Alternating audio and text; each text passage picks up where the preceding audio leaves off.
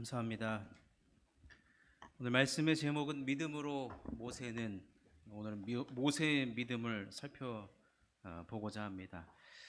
한 주간 동안 참 이 예측 불가능한 한 주였습니다. 폭염과 폭우가 몰아치고, 여러분, 참 이 예측 불가능한 시대 가운데 그래도 오늘 하나님께서 이렇게 우리 교회로 불러주셨고, 이곳에서 하나님 주시는 그 말씀을 오늘 우리 셀라 찬양대가 부른 찬양처럼 주의 음성을 듣고 또 예수의 피로 말미암아 우리 마음의 진정한 평안과 또 그 안정감이 오늘 예배를 통하여서 우리 모두에게 주시기를 주님의 이름으로 축원합니다. 여러분 아시다시피 이 모세는 그 이름의 뜻이 물에서 건짐받았다라는 뜻입니다. 마치 훗날 하나님께서 이스라엘 백성들을 홍해에서 건져주신 것을 마치 예표하는 듯한 그런 이름이기도 합니다. 아시다시피 모세가 태어났던 시기는 영유아를 살해하라는 명령이 내려진 공포의 시기였습니다. 그렇지만 하나님께서 모세를 보호해 주셨죠.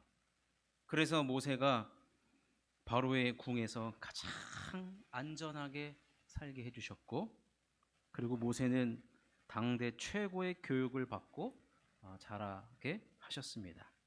그리고 시간이 되어서 민족의 지도자로 모세가 세움을 받고 출애굽이라는 구원의 여정을 시작하게 한 인물이 바로 우리가 너무나도 잘 아는 이 모세입니다. 이 모세를 저는 이제 오늘부터 한 3번 정도는 살펴봐야 된다고 봅니다. 그리고 한국 사람들은 기본적으로 3-4번은 해야 되기 때문에 집사님 이쪽 마이크가 좀 약한 것 같습니다.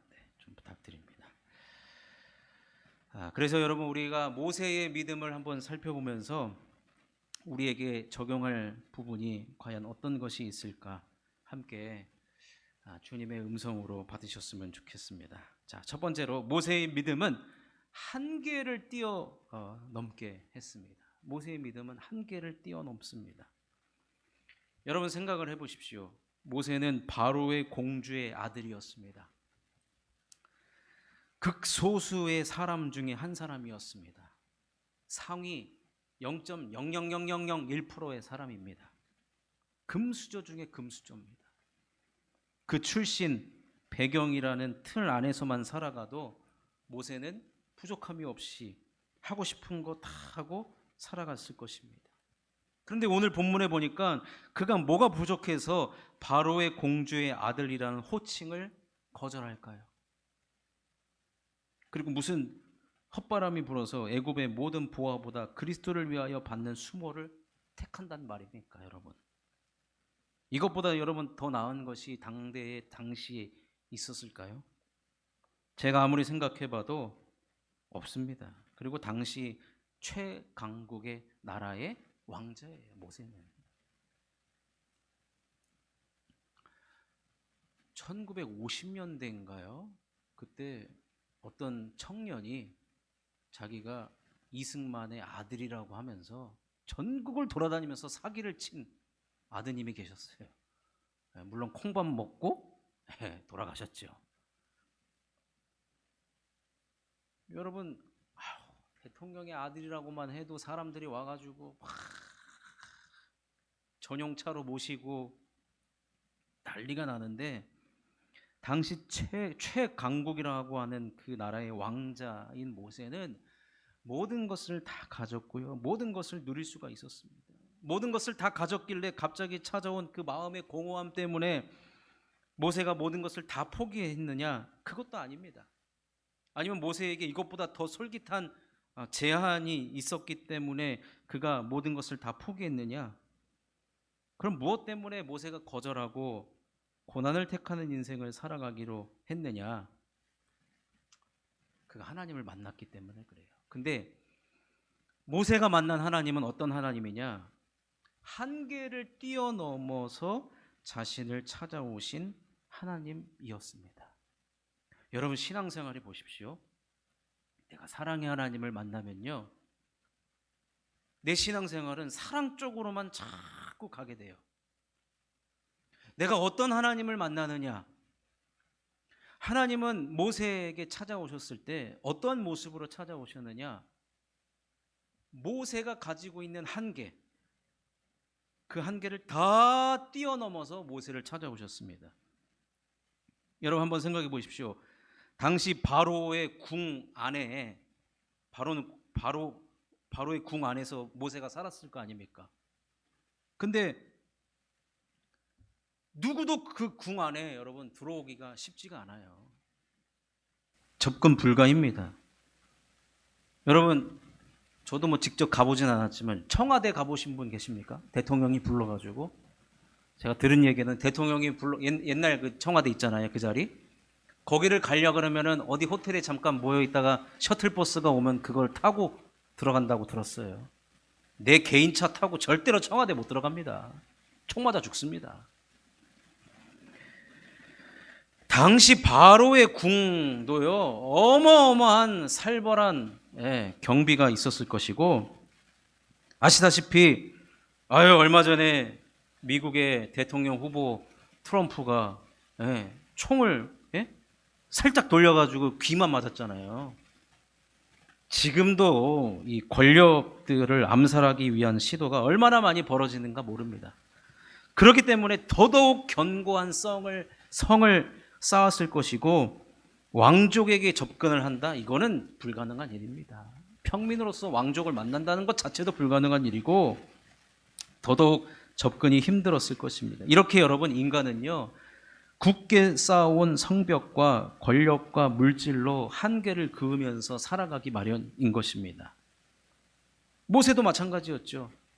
바로의 궁, 또 바로의 공주의 아들, 그가 가진 물질, 권력, 그가 살고 있는 곳은 누구도 함부로 한계를 넘어올 수가 없습니다. 근데 어떻게 된 일인지 그 두꺼운 성벽을 넘어오신 분이 계시는데 바로 하나님이셨습니다. 하나님은 그 두꺼운 성벽을 넘어서 모세에게 찾아가셨고, 더 기가 막힌 것은 그 두꺼운 성벽보다도 더 두꺼운 모세의 마음의 문을 뛰어넘어 모세를 찾아가셨어요. 여러분, 두꺼운 성벽의 문이 열리는 것보다 더 힘든 게 뭐냐면 사람의 마음의 문이 열리는 게 더 힘들어요.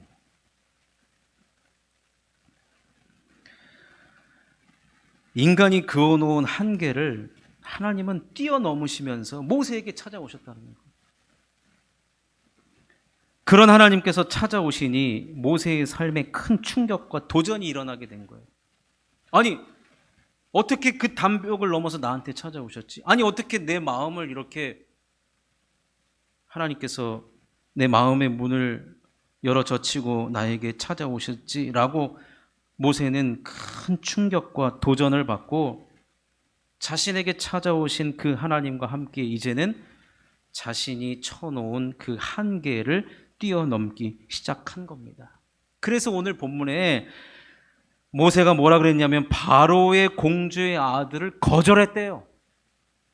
도리어 하나님의 백성과 함께 고난받기를 잠시 죄악의 낙을 누리는 것보다 더 좋아하게 됐다는 겁니다.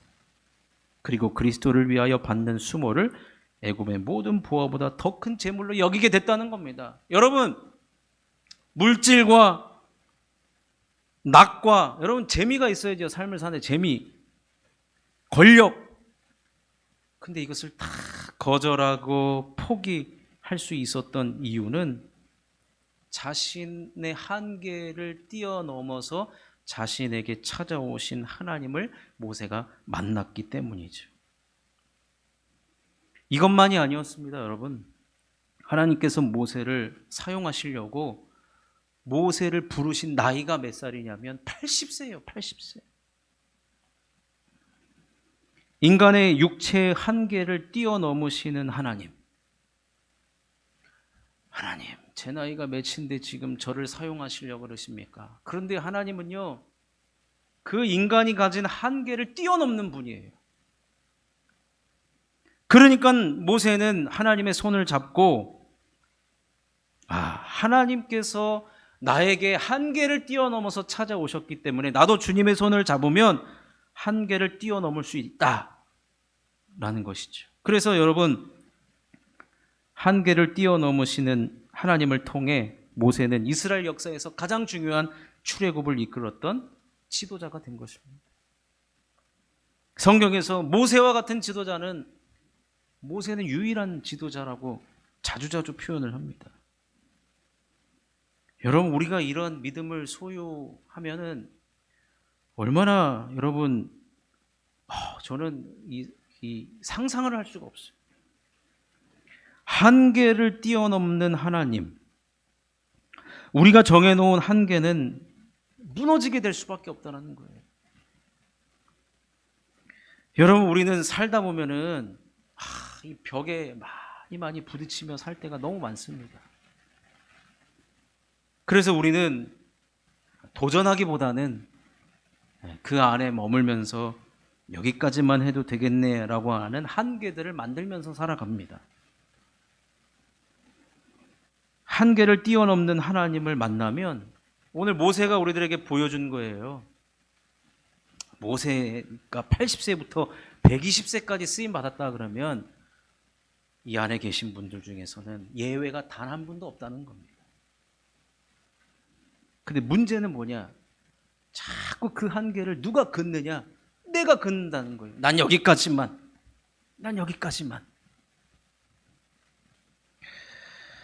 신앙생활 하는 가운데도 마찬가지입니다. 맡겨진 하나님께서 사명을 주셨는데도 불구하고 우리는 때로 난 여기까지만 해도 난 충분해. 나는 여기까지 했으니까 하나님 알아주실 거야. 근데 여러분, 모세를 찾아오신 하나님은 어떤 하나님이라고요? 한계를 뛰어넘어 찾아오셨다니까요. 한계를 뛰어넘어서. 모세가 80세의 자신을 민족의 지도자로 부르셨을 때 그도 처음엔 거절하죠. 하나님, 저 안 됩니다. 저 말고 다른 사람 쓰십시오. 팔팔하고 쌩쌩한 젊은 사람 쓰십시오. 그렇지만 하나님은 모세를 택하셨단 말이에요. 모세의 나이, 하나님에게는 아무런 문제가 되지 않았습니다. 근데 결국은 여러분, 모세가 어떻게 됩니까? 하나님께 쓰임 받죠. 모세는 쓰임 받으면서도 아마 계속해서 물음표의 연속이었습니다. 그런데 한 고비, 한 걸음 걸어갈 때마다 모세의 물음표는 느낌표로 바뀌었습니다. 왜요? 하나님께서는 능치 못할 일이 없으시기 때문에 그렇습니다. 그러니 사랑하는 성도 여러분, 한계를 뛰어넘으시는 하나님을 여러분 믿으십시오. 믿어야 됩니다. 우리 하나님은요, 하나님과 함께 하면요, 우리에게 어떠한 장벽도 다 뛰어넘게 될 줄로 믿습니다.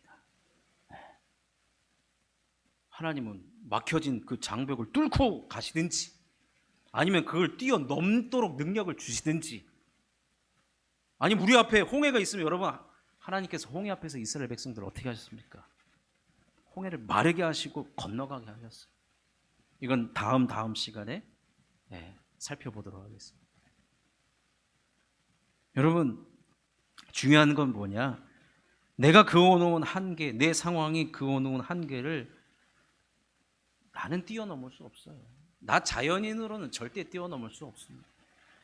저도 마찬가지로 제 나름의 한계를 자꾸 살아가면서 더 그으면서 살아가요. 도전의식이 점점 사라지게 되고 안주하려고 하고, 안정감이 최고죠 사실은. 그런데 우리 하나님이 우리에게, 모세에게 찾아오신 하나님은 머물지 말라는 거예요. 나와 함께 뛰어넘자는 겁니다.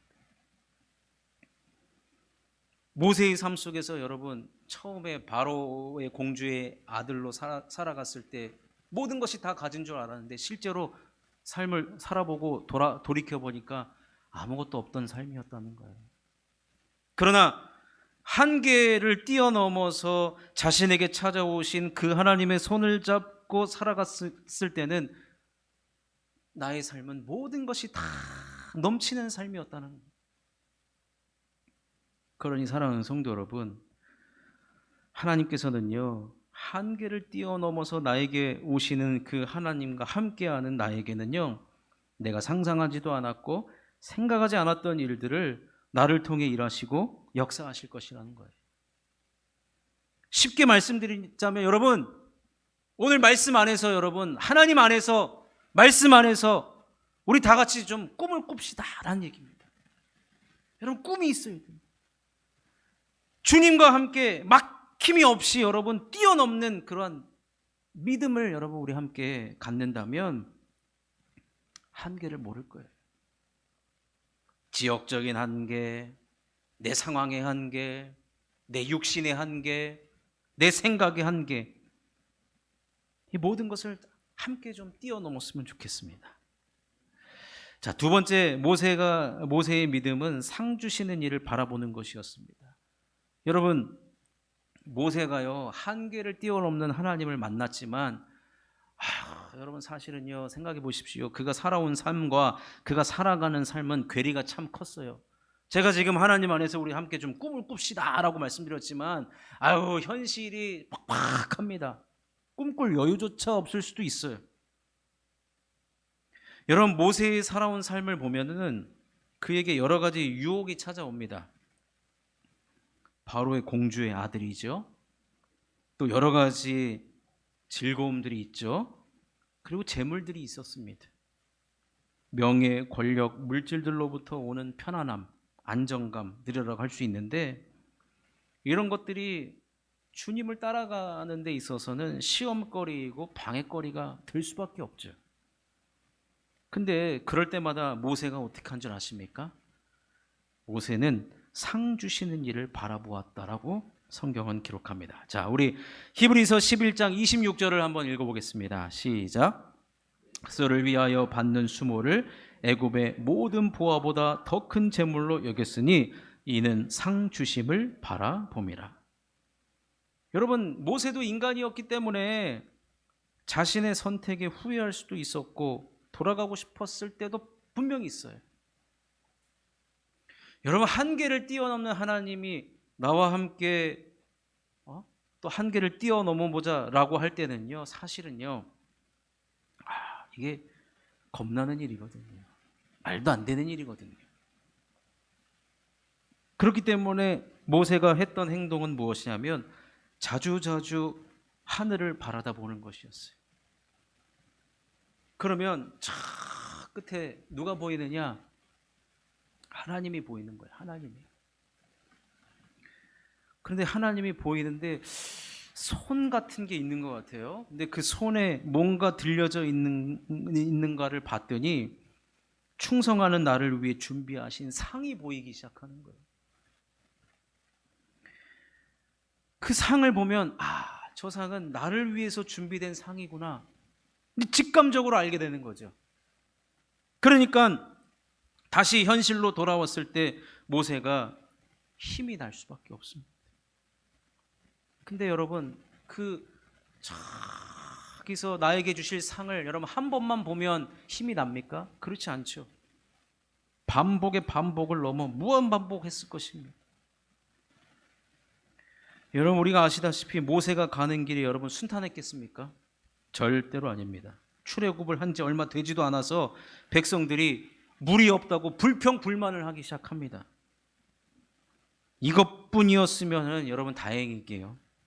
얼마 지나지 않아서 고라, 다단, 아비람, 온, 이 네 사람의 반역이 있었어요. 모세의 지도력을 우리는 인정하지 않겠다. 집단적인 반대도 있었습니다. 가데스 바네아에서의 사건은 모세가 가나안에 들어가지 못하는 결정적인 사건이 됐어요. 가데스 바네아에서 집단적으로 이스라엘 백성들이 하나님 앞에 불순종한 그 사건으로 인하여서 모세는 가나안에 들어가지 못하게 되었습니다. 이런 일들을 겪으면서 모세는 때로는 억울했고 화도 났을 것입니다. 그는 늘 외로웠고 고독했고 가는 길에 의문도 있었을 것입니다. 모세도 인간이잖아요. 또 그리고 모세는 고령자예요. 내가 이 나이에 지금 내가 무슨 영광을 누리려고 이 길을 걸어가야 되나, 이런 생각도 전 했을 거라고 봅니다. 모세는 사람들 때문에 마음의 상처도 받았을 것이고, 여러분, 마음의 상처를 받으면 반드시 우리 육체가 아파요. 아파. 여기저기가 쑤시고 아팠을 겁니다. 두려눕고 때려치우고 싶을 때가 한두 번이 아니었을 거예요. 그런데 우리는 결론을 알잖아요.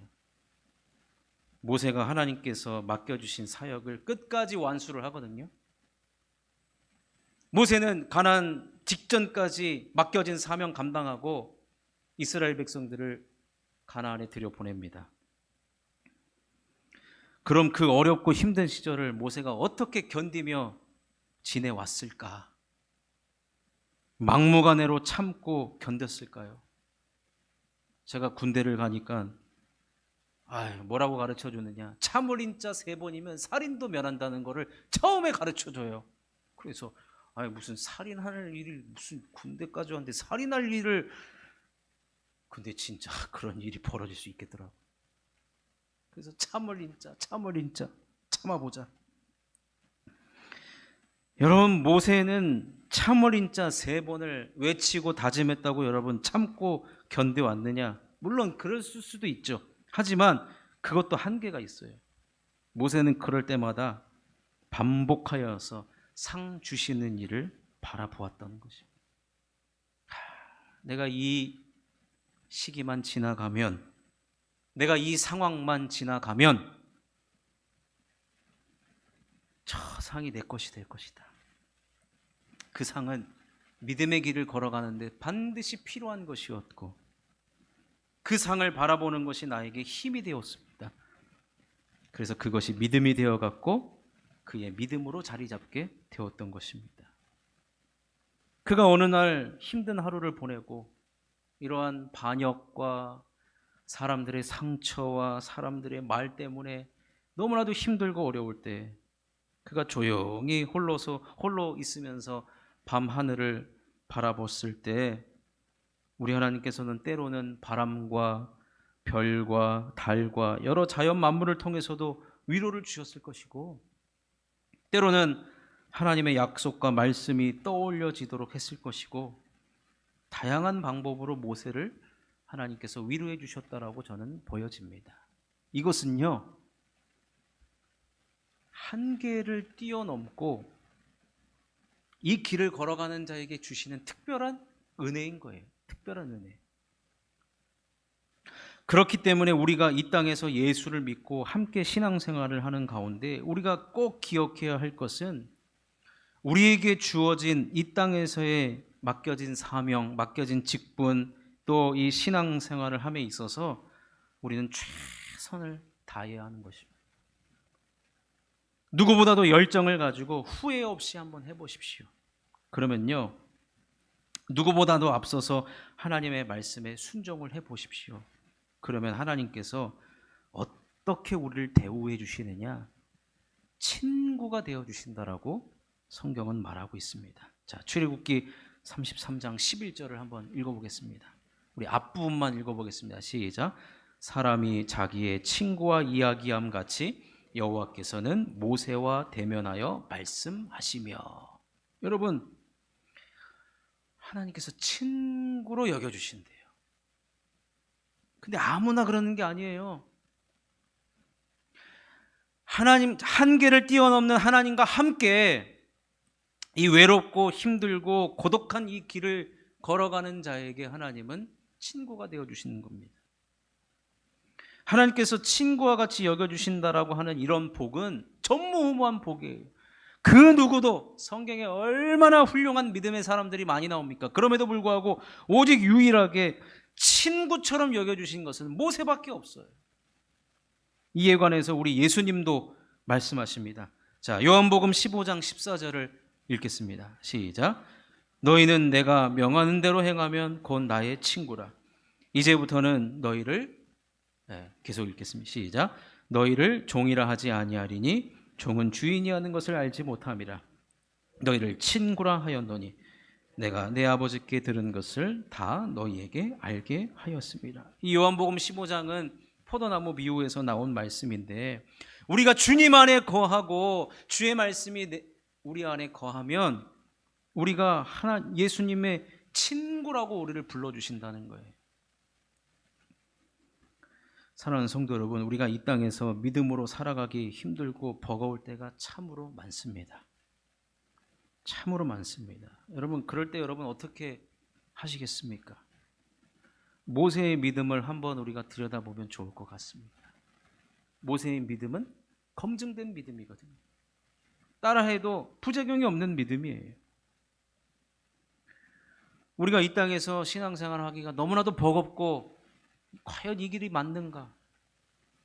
신앙생활 할 때 너무나도 외롭고 고독하다, 쓸쓸하다 그렇게 느껴지시면 우리도 모세처럼 자주자주 상 주시는 일을 바라봐야 할 줄로 믿습니다.